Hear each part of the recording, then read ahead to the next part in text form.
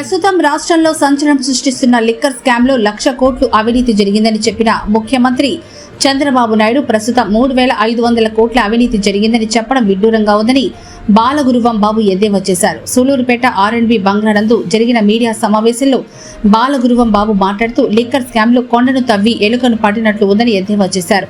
రాష్ట్రంలో ప్రభుత్వ రంగ సంస్థల్లో ఉద్యోగ అవకాశాలు కల్పించలేక స్కూళ్లను ఎత్తేసే కార్యక్రమాలు చేస్తున్నారని, వైఎస్ఆర్ కాంగ్రెస్ పార్టీ హయాంలో ఇసుక దోపిడీ, గ్రావెల్ దోపిడీ, కొండలు కరిగి చేస్తున్నారని మీరే రాష్ట్ర ప్రజలకు ఎన్నోసార్లు చెప్పారని, కానీ ఇప్పుడు మీ నాయకులు ఇసుక దోపిడీ చేయడం లేదా, గ్రావెల్ దోపిడీ చేయడం లేదా, కొండలు కరగదీయడం లేదా అంటూ ప్రశ్నించారు.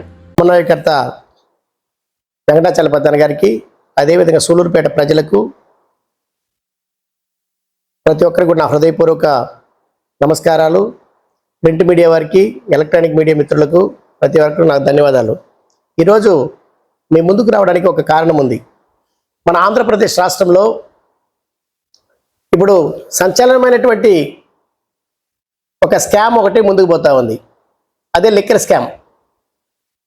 ఈ యొక్క లిక్కర్ స్కామ్లో చంద్రబాబు నాయుడు సాక్షాత్తు ముఖ్యమంత్రి గారే 1,00,000 కోట్ల రూపాయలు అవినీతి జరిగిందని చెప్పి చెప్పడం జరిగింది. దానిపైన సిట్ విచారణ చేసి దర్యాప్తు చేస్తున్నారు. అందులో భాగంగానే మిథున్ రెడ్డి గారు కూడా జైల్లో ఉండడం చూస్తున్నాం. అయితేనే ప్రభుత్వాన్ని, పవన్ కళ్యాణ్ గారిని కావచ్చు, నేను చంద్రబాబు నాయుడు గారిని కావచ్చు, సూటిగా కొన్ని ప్రశ్నలు వేయాలనుకుంటున్నాను కాంగ్రెస్ పార్టీ జిల్లా అధ్యక్షుడిగా. అయ్యా ముఖ్యమంత్రి గారు, మీరు సాక్షాత్తు మీ నోటారుగానే 1,00,000 కోట్ల రూపాయల అవినీతి జరిగిందని చెప్పినారు. దాంట్లో ముఖ్యమైనటువంటి కొన్ని కారణాలు కూడా మీరే చెప్పడం జరిగింది.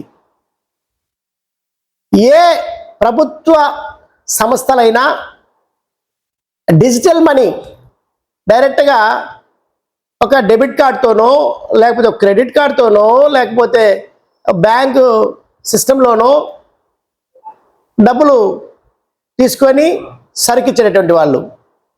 కానీ ఇక్కడ ఉత్పత్తి దగ్గర నుంచి సేల్స్ అయ్యేంత వరకు కూడా ఆ యొక్క లెక్కర్ని అన్నీ కూడా అవినీతి కోణంలోనే వైఎస్ఆర్ కాంగ్రెస్ పార్టీ ప్రభుత్వం చేసింది.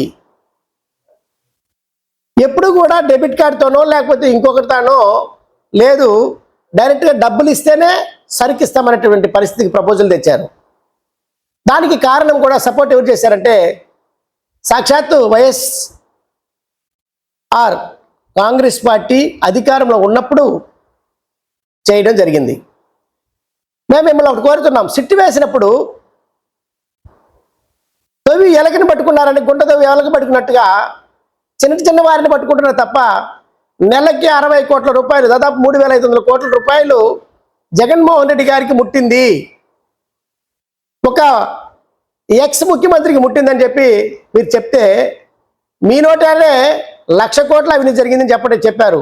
మళ్ళీ ఏమంటే ఇప్పుడు 3,500 కోట్లు అని చెప్పారు. అంటే వైఎస్ఆర్సీపీ ప్రభుత్వంలో ఇసుక దోపిడీ, గ్రావుల దోపిడీ, క్వార్జీల దోపిడీ, మెటల్ దోపిడీ, కొండల కరగదీత, ఇలాంటివన్నీ కూడా విపరీతంగా జరిగాయని చెప్పి మీరే చెప్పడం జరిగింది. కల్లారు మనం కూడా చూసాము, ప్రజలందరికీ కూడా తెలుసు.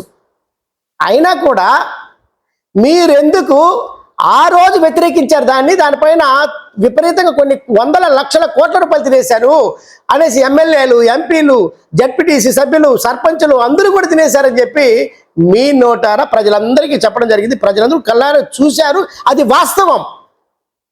అయితే ఈరోజు మీరు చేసేది ఏంది? ఇసుక దోపిడీ మీరు చేయడం లేదా మీ నాయకులు?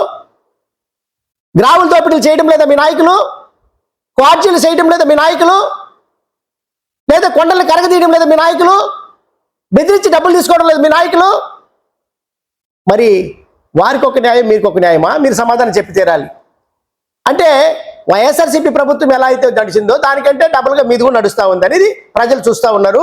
మీరు ఇచ్చినటువంటి వాగ్దానాల ప్రకారంగా ప్రజలకు చేయాల్సినటువంటి సంక్షేమ ఫలాలు అందించకుండా, ఇచ్చినటువంటి వాగ్దానాలు నెరవేర్చకుండా ఈ సూపర్ 6 పథకాలన్నీ వెళ్ళిపోయాయి. ఇప్పుడు మీకు కావాల్సింది ఒకటే, డబ్బు ఎక్కడుంటే అక్కడ ఉండాలని చెప్పి మీరు ప్లాన్ చేస్తూ ఉన్నారు. దీని కాంగ్రెస్ పార్టీ తరఫున మా అధ్యక్షురాలు వైఎస్ షర్మిలారెడ్డి గారి యొక్క అధ్యక్షతన, ఆయన కింద పనిచేసేటువంటి జిల్లా అధ్యక్షుడిగా మా నాయకులందరి సమక్షంలో మేము దీన్ని తీవ్రంగా ఖండిస్తూ ఉన్నాము. డిఎస్సిని విడుదల చేసి ఆ యొక్క 2,50,000 ఉద్యోగ అవకాశాలు ప్రభుత్వ రంగ సంస్థల్లో ఖాళీలు అయిపోయాయి.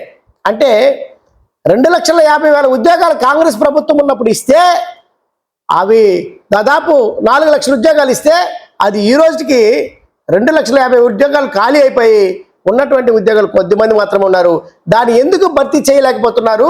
భర్తీ చేయాల్సి వస్తుందని స్కూల్స్ లేపేస్తా ఉన్నారు. ఇది మీకు తగునా? మీ ప్రభుత్వం చెప్పాలి, సమాధానం చెప్పి తీరాలి. అంటే ఉద్యోగాలని మీరు భర్తీ చేయరా?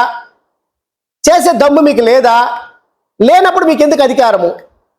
మీరు మంచిగానే హ్యాపీగా మేము చేయలేమని దిగిపోవచ్చు కదా చంద్రబాబు నాయుడు గారిని మేము కూటమి ప్రభుత్వాన్ని ప్రశ్నిస్తా ఉన్నాను. మరి మూడో పాయింట్, అయ్యా ఇక్కడ ఇక స్కాము